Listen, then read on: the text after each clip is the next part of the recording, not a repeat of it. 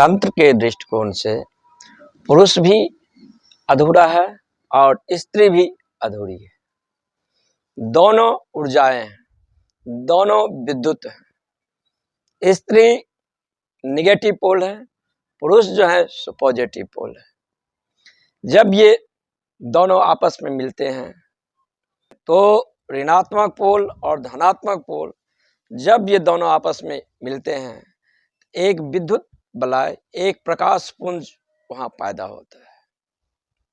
ये प्रकाश पुंज जब प्रेमी प्रेमिका या पति पत्नी आपस में संभोग करते हैं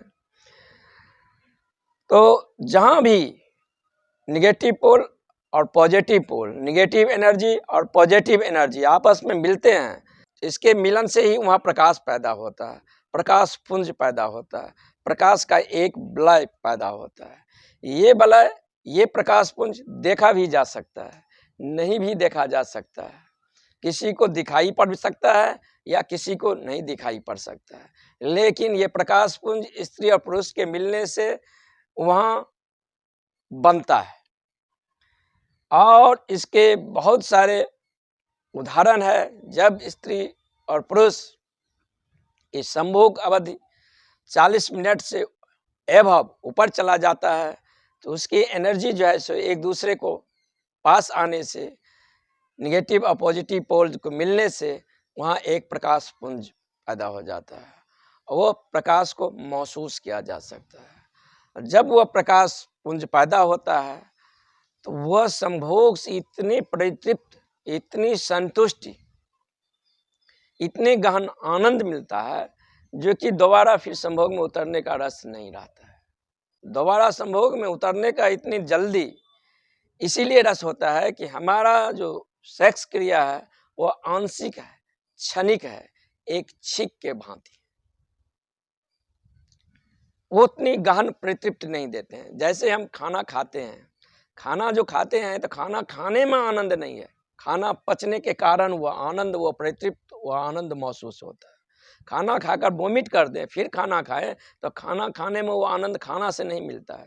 खाना खाए हैं और खाना ठीक से डाइजेशन हो जाए तो उसके पचने में वह परितृप्त हो जाते हैं। तो सेक्स की प्रक्रिया में तंत्र की दृष्टिकोण है, जब आदमी उतरता है, स्त्री पुरुष जब पास आते हैं तो दोनों अधूरी ऊर्जा मिलकर एक फुल सर्किट का निर्माण करता है। और फुल सर्किट का निर्माण जब होता है, यानी दोनों पोल आपस में जब मिलते हैं तो एक कंप्लीट सर्किल का निर्माण होता है। और ये फिजिक्स की बातें हैं, जब दो विद्युत ऊर्जाएं निगेटिव पॉजिटिव पोल आपस में मिलते हैं तो वहाँ एक प्रकाश पुंज पैदा हो जाता है। उस प्रकाश पुंज को महसूस भी किया जाता है। वो लगभग जो है कॉस्मिक कलर, आकाश के जैसे नीला वो प्रकाश पुंज दिखाई देता है। अब उसे महसूस भी किया जा सकता है, उसे आंखों से भी देखा जा सकता है। जिसका सेंसेशन तीव्र होगा वह देख सकता है, कोई नहीं भी देख सकता है, जिसकी भीतर संवेदनशीलता जितनी हो।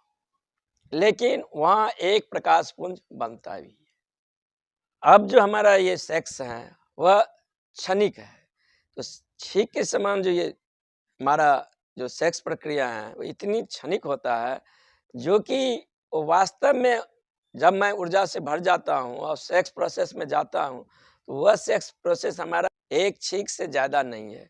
इसीलिए वहाँ पर जो है हमारा वो गहरी परितृप्त, वह संतोष और सर्किट का निर्माण नहीं होता है, उस विद्युत बलय का निर्माण नहीं होता है, उस प्रकाश पुंज का निर्माण नहीं होता है। ये जो छींक के समान संभोग है, इसका मूल कारण तो ये है कि आदमी इतने तनाव में आ गए, फ्रस्ट्रेशन में आ गए हैं, जो तनाव और फ्रस्ट्रेशन से मुक्त करने के लिए उसके पास और कोई दूसरा विकल्प नहीं है। सेक्स में गए, स्खलन हुआ, शिथिल हो गए, शिथिल हो गए, सो गए, तो वह उसके लिए एक छींक का समान है। विश्राम को उपलब्ध नहीं हुए। विश्राम को उपलब्ध तो हम तब से हो सकते हैं जब हम परिपूर्ण ऊर्जा से भरे हुए हैं और फिर हम जो है सो बिल्कुल रिलैक्स हैं, शिथिल हैं, तो हम विश्राम को उपलब्ध होते हैं। सामान्यतः है जो विश्राम में आदमी प्रचुर मात्रा में जो है सो थक जाता है और जब थक जाता है तब वो गहरी नींद में चले जाते हैं, तो वह विश्राम नहीं है, वो थकावट के दूर करने के लिए रिचार्जिंग प्रोसेसिंग है। तो समान मनुष्य जो उस सेक्स में जाते हैं तो हमारी तनाव इतना बढ़ गया है, इतना फ्रस्ट्रेशन आ गए हैं, जो उससे दूर होने के लिए, उससे रिलीज होने के लिए हमारे ऊर्जा के कारण मुझे एक बोझिलता महसूस हो रहा है, जिसके कारण एक छींक के समान हमारा वो संभोग हो जाता है। वह आंशिक हो जाता है, न वहाँ कोई प्लेजर है, न कोई वहाँ आनंद है, न सेक्स के पहले फोरप्ले रहता है, न आफ्टर सेक्स के पहले वहाँ पर फोरप्ले होता है। शुरू में जब प्रेमी प्रेम का स्त्री पुरुष आपस में मिलते हैं तो एक दूसरे को, शरीर को वो नहीं जाने हुए हैं, इसके लिए जानने के लिए वो आपस में पहले वो फोरप्ले करते हैं और उसके बाद जो है सो वो सेक्स प्रक्रिया में उतरते हैं। तो पुरुष का जो सेक्स है उसका केंद्र जो है सो सेंटर जनेंद्रिय है, तो वो ऋणात्मक ध्रुव है, और स्त्री का जो सेक्स का केंद्र है, यौन केंद्र, वह विद्युत का पॉजिटिव यानी धनात्मक ध्रुव है। इसी कारण वहाँ एक सर्किट दूसरे सर्किट को गहरे जो है सो आकर्षण रखता है। लेकिन पश्चिम में अब फ्रस्ट्रेशन इतना बढ़ गया है, इतना तनाव हो गया है, वहाँ के मनोवैज्ञानिक ये कहने लगे हैं, वहाँ के दार्शनिक, जो कि ये जो संभोग है एक छींक ही है। जैसे नाक में जो है सो खुजली आ रहा है, एक छींक कर लिए और नाक से खुजली समाप्त हो गया, ऐसे ही हमारा जो है सामान्य जीवन में ये सेक्स की प्रक्रिया है। अब ये तनाव भारत में भी बहुत बढ़ रहा है, इसका भी फ्रस्ट्रेशन, विषाद, दिन भर का थका मांदा, और इससे दूर होने के लिए एक छींक के समान जो है उसमें जाता है, फिर वापस आता है। तंत्र यहाँ कुछ अपनी मूल दृष्टि रखते हैं। तंत्र कहते हैं अगर इस प्रोसेस को, इस सेक्स की प्रक्रिया को तंत्र की विधि से अगर हम 30 से 40 मिनट यानी 40 मिनट से जब एभव गुजरते हैं, तो जब दोनों सर्किट मिलता है तो वो आपस में एक विद्युत बलय का प्रकाश पुंज का निर्माण करता है, और उस प्रकाश पुंज को देखा भी गया है। कुछ आदिवासी कौम है जो अभी विषाद फ्रस्ट्रेशन को उपलब्ध नहीं हुए हैं, बिल्कुल रिलैक्स शिथिल हैं, तो वहाँ जब वो संभोग के स्तर पर मिलते हैं तो उनकी संभोग बहुत गहरे परितृप्त दे जाता है, और फिर सालों भर उस संभोग में उतरने का फिर उनका कोई इरादा नहीं रहता है।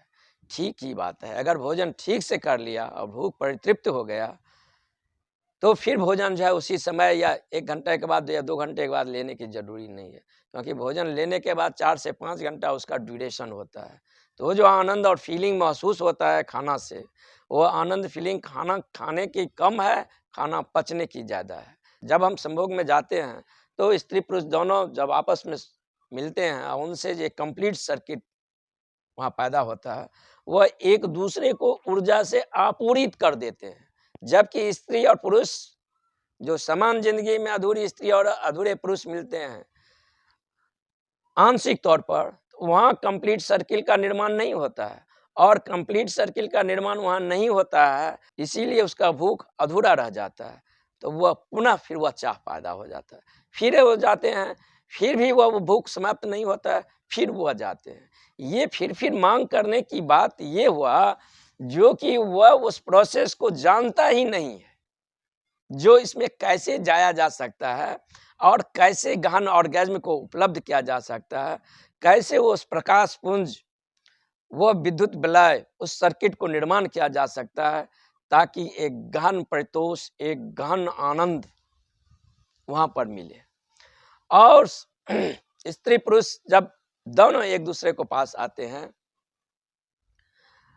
उनके पास आने से ही स्त्री और पुरुष की जो विद्युत एनर्जी है वो एक दूसरे पर हैमरिंग करने लगते हैं, आप और एक दूसरे की ऊर्जा को जगाने लगते हैं, और उनका ऊर्जा जो है उसके बाद क्रियाशील हो जाता है। इसीलिए देखा गया है आफ्टर सेक्स और बिफोर सेक्स, आफ्टर सेक्स के बाद आदमी सेक्स प्रोसेस ठीक हुआ है, संभोग की गहन आनंद हुआ है, तो एक चेहरे में आभा आ जाता है, एक चेहरे में चमक आ जाते हैं, एक चेहरे पर आनंद और परितृप्ति आ जाता है। अगर ये नहीं आता है, चेहरे पर एक उदासी आया, एक चिंता आया, एक थका हारा होकर सो जाना, कहीं न कहीं आपकी सेक्स की जो संबंध है, संभोग की जो क्रियाविधि है, वहाँ पर कुछ गलतफ़हमी है। हम ज़िंदगी में एक समान भी काम करते हैं, तो उसका पहले हम जानते हैं, सीखते हैं, ट्रेनिंग लेते हैं, फिर वह काम करने के जब हम कुशल हो जाते हैं, तो फिर उस काम को हम करते हैं। आप ऐसे एक अनजान आदमी को तो नहीं रख सकते हैं ना, जो कार चलाना नहीं जानता है, उसको कार चलाने के लिए नहीं दे सकते। सामान्य बात है कार चलाना, लेकिन जब आदमी कुशल हो जाता है, प्रशिक्षित हो जाते हैं, तो फिर आप उसको कार चलाने के लिए देते हैं। तो बाहर ज़िंदगी में जैसे और चीज़ों के लिए प्रशिक्षण की ज़रूरी है, भीतर भी हमारी ज़िंदगी कैसा जिया जाए, संभोग का ऑर्गेज़्म को कैसे उपलब्ध किया जाए, संभोग की वो लंबे ड्यूरेशन कैसे कायम किया जाए, जो संभोग क्षणिक न होकर, आंशिक न होकर, एक कंप्लीट सर्किल का वहाँ निर्माण हो, एवं 40 से 3 घंटा का अवधि हो। तंत्र की एक गहन देशना है, अगर ये संभोग की अवधि 40 से मिनट से ऊपर और 3 घंटा एवं में हो, तो पुरुष स्त्री जो मिलते हैं, उन दोनों को मिलन से शरीर 2 रह जाता है और वहाँ नेगेटिव और पॉजिटिव पोल का आपस में मिलने से जिस विद्युत का निर्माण हुआ है, जिस प्रकाश पुंज का निर्माण हुआ है, वो गहरे तल पर वो मिलन हुआ। अब वह मिलन इतने परितोष दे जाएगा, इतनी आनंद दे जाएगा, क्योंकि वो मिलन घटता नहीं है, इसीलिए संभोग की चाह बार-बार घटता रहता है। अगर मिलन वास्तव में घट जाए, तो फिर यह चाह नहीं रहेगा, उसमें उतरते ही हैं कि दोनों मिल जाए, पृथक नहीं रहें, अलग नहीं रहें, उस जैविक इकाई के तल पर दोनों मिल जाएँ। और प्रकृति के वहाँ ऐसी व्यवस्थाएँ हैं, जो तंत्र ने उसको गहन अध्ययन किया है और वो सर्किट कैसे पैदा किया जा सकता है, उसकी वहाँ प्रोसेस तंत्र बता रहा है और वो सर्किट का निर्माण किया जा सकता है। जब वो सर्किट का निर्माण होता है, तो आदमी में एक गहन परितोष, आनंद और उत्सव की ज़िंदगी बन जाता है। तो वह फिर संभोग जो है उसका क्षणिक नहीं रह जाता है, ड्यूरेशन उसका लंबा हो जाता है। और ठीक से एक बार वो घटना मिलन का घट जाए, वो पृथकता को हम भूल जाते हैं और मिलन इतना परितोष देता है कि जितनी गहराई में वह मिलन घटेगा, उतने समय के लिए पुनः हम संभोग में प्रवेश करने की इरादा नहीं होगा। फिर वह सर्किल में कहीं अधूरापन आएगा, कहीं आंशिक कमी मालूम होगा, फिर एक गहरी भीतर आकर्षण जगेगा, फिर दोनों सर्किट का निर्माण हो। तो तंत्र का दृष्टि है, अगर हम ठीक से सर्किट को निर्माण कर सके और ठीक से तांत्रिक प्रोसेस के द्वारा विद्युत विलय बनाया जा सकता है, तो एक बार संभोग में उतरने के बाद सालों, 2 साल, 3 साल के बाद फिर उसके मन में विचार भी नहीं उठेगा, पुनः चाह भी पैदा नहीं होगा कि मैं इस संभोग में पुनः उतरूं। खाना खाए या तुरंत खाना का चाह उठा, तो खाना ही नहीं खाए या स्वप्न देख रहे हैं।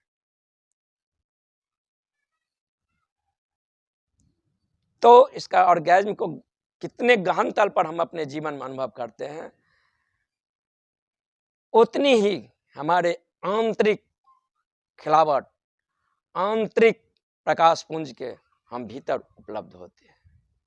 तो तंत्र ने मनुष्य को जो बहिर्मुखी एनर्जी है, उसे अंतर्मुखी कैसे किया जाए, एक्सट्रोवर्ट जो एनर्जी है, उसे इंट्रोवर्ट कैसे किया जाए, इसके वो गुप्त आयाम खोले हैं। और गुप्त आयाम जो है सो 3 चीज मनुष्य में बहुत गहरा है। पहला, भूख। जब जन्म लेता है तभी भूख का वृत्ति चालू हो जाता है, ये मनुष्य के व्यक्तित्व में बहुत गहरा है। दूसरा, नींद। ये तो भूख से भी गहरा है, भूख के बिना तो कुछ समय रह भी सकते हैं, नींद के भी बिना जो है सो मनुष्य का अस्तित्व नहीं है। और तीसरा है उसका सेक्स। ये जब जन्म लेता है उसके 8 से लेकर 12 वर्ष, पहले तो 12 वर्ष उम्र था, अब धीरे धीरे ये उम्र घटा है, तो लगभग 12 वर्ष की उम्र में जो है सेक्स मैच्योरिटी जब शरीर में आता है और शरीर अपना हार्मोन फंक्शन शुरू कर देता है, तब ये सेक्स हुआ। तो हम जो भीतर आंतरिक प्रकाश को जो उपलब्ध होंगे, इन तीनों में किसी केंद्र के साथ हमें छेड़छाड़ करना पड़ेगा। तो जैनों ने भूख उपवास की प्रक्रिया किया, क्योंकि भूख के साथ वो छेड़छाड़ किया और उस यांत्रिकता को ऊपर उठेगा तो उसके साथ चेतना भी ऊपर उठ जाएगा। तो और सूफी फकीरों ने नींद पर काम किया, वो सोएंगे भी नहीं, नाइट विजिल्स करेंगे, रात्रि जागरण करेंगे, 3-3 महीना तक नहीं सोएंगे। और वो जो प्रकृति द्वारा ये गहन वृत्त दिया गया है, इस वृत्त को जब ऊपर उठेंगे इस आदत से, तो उसके साथ चेतना भी ऊपर उठ जाएगा। तंत्र ने सेक्स पर किया है, क्योंकि काम का मनुष्य के जीवन पर इतना गहरा आकर्षण है, जिसके भीतर जितना प्रवेश करेंगे उतना ही अपने भीतर जो है सो रहस्य को खोलता चला जाता है। तो उसने सेक्स को जो है प्रयोग में लाया है, ताकि तंत्र का कहना है कि हम जहाँ हैं यात्रा वहीं से शुरू करेंगे। हम कीचड़ में हैं तो हम कीचड़ से कमल खिलाएंगे। अब योग के यहाँ मीमांसा यह है कि आंतरिक अनुशासन कायम हो, यम हो, नियम हो, आसन हो, प्राणायाम हो, प्रत्याहार हो, ध्यान हो, धारणा हो, तब समाधि। बहुत प्रारंभिक स्टेज से योग अपना चल रहा है। तंत्र एक दूसरी दिशा से प्रयोग कर रहा है। तंत्र में अस्वीकार कुछ भी नहीं है। योग कुछ अस्वीकृत करेंगे, कुछ को स्वीकार करेंगे। शॉर्टकट आजू बाजू से वो निकलना का शॉर्टकट और आजू बाजू से निकलने को वो प्रयास करता है। व्यर्थ किसी के साथ जो है सो उलझ कर वो अपना टाइम बर्बाद नहीं करना चाहता। ऐसे भी जाया जा सकता है, एक शॉर्टकट भी रास्ता होता है। तंत्र कहता है कोई शॉर्टकट जरूरी नहीं है, जहाँ है वहीं से चलेंगे, उसी को गाड़ी बना लेंगे, उसी से मार्ग निर्मित करेंगे, उसी मार्ग से होकर जिंदगी को राह निकालेंगे, कोई एक्स्ट्रा राजपथ नहीं तैयार करेंगे। तो तंत्र की अवधारणा है जीवन जहां है जैसा है पूर्ण स्वीकृत है। हम कीचड़ में हैं तो हम कीचड़ में ही रहेंगे। तो इसीलिए तंत्र में 5 मकार प्रसिद्ध है। वो 5 मकार जो है वो प्रसिद्ध है और उसका जो है वो सेवन करता है। तो ये तंत्र का सेक्स के प्रति ये दृष्टिकोण है।